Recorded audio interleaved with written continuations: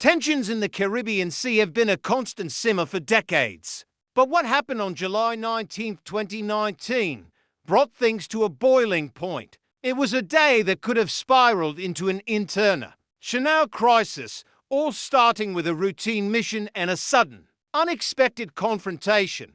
The United States Navy ship, the USS Detroit, a literal combat ship, was patrolling international waters. These patrols are standard procedure, part of a multinational effort to combat illicit trafficking in the region. The crew was going about their duties, the sea was calm, and everything seemed normal.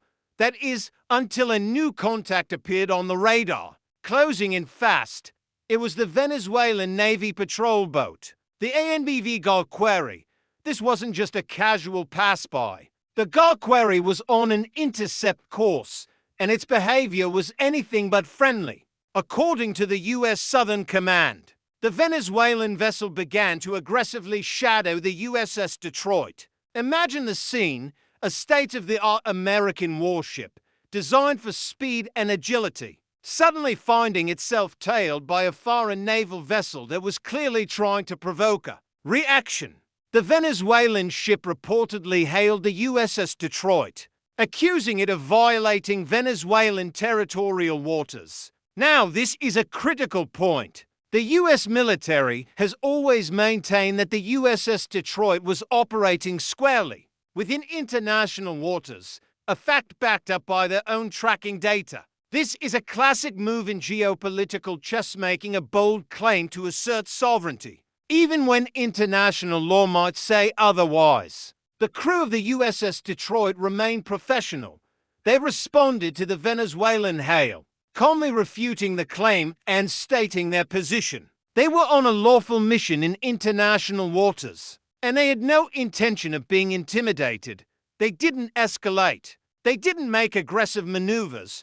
They held their course and continued their mission, all while the Galqueri continued its close, aggressive shadowing. For a tense period, the two ships sailed in close proximity. This is where things get really dangerous. At sea, even a small miscalculation can lead to a collision, and a collision between two naval vessels is no small accident. It's an international incident with the potential for serious diplomatic fallout or worse. Every sailor on that bridge, on both ships, must have felt the pressure. Then the situation took another turn. The Venezuelan government released its own version of events. They painted a completely different picture. According to their official statements, it was the American ship, the USS Detroit, that was the aggressor. They claimed the U.S. ship had entered waters under their jurisdiction without permission, and that their patrol boat, the Galqueri, had bravely intercepted and forced the American vessel to change course and leave the area.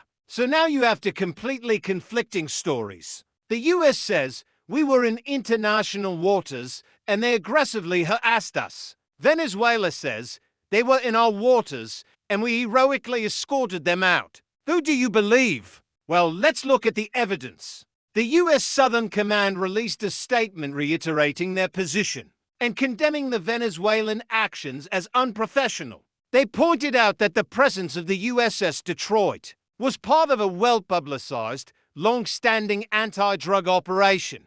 It wasn't some secret spy mission. Its purpose was clear and lawful.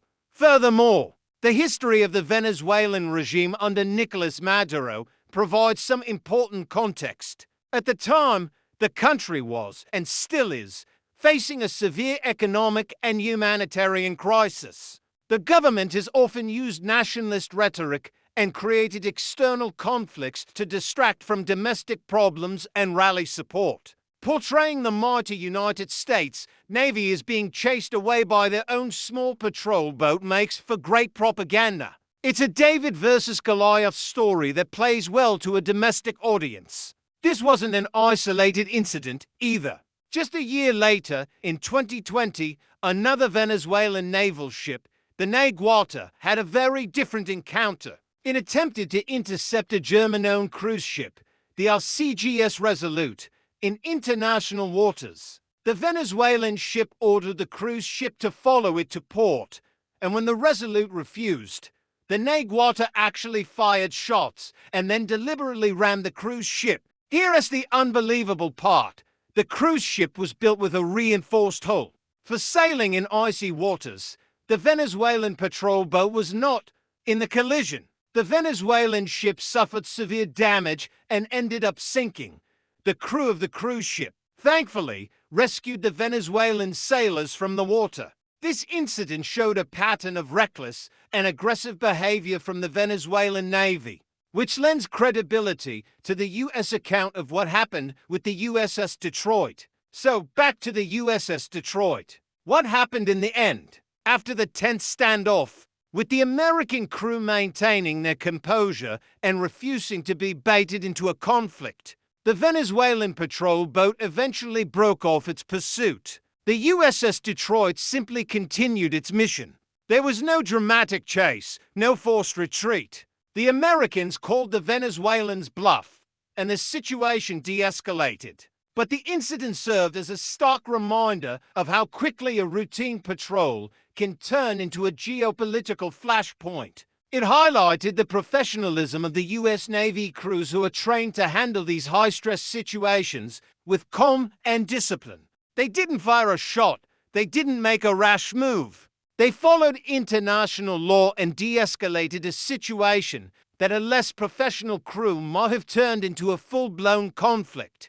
This event is a fascinating case study in modern naval encounters and the war of narratives that often follows. In the age of social media and instant information, controlling the story is just as important as controlling the seas. Venezuela immediately tried to score a propaganda victory, but the facts, the context of their previous actions, and the professional conduct of the U.S. Navy tell a different story. It was a day when a small spark could have ignited a massive fire, but thanks to cool heads and steady hands, it fizzled out in the warm Caribbean waters. What do you think?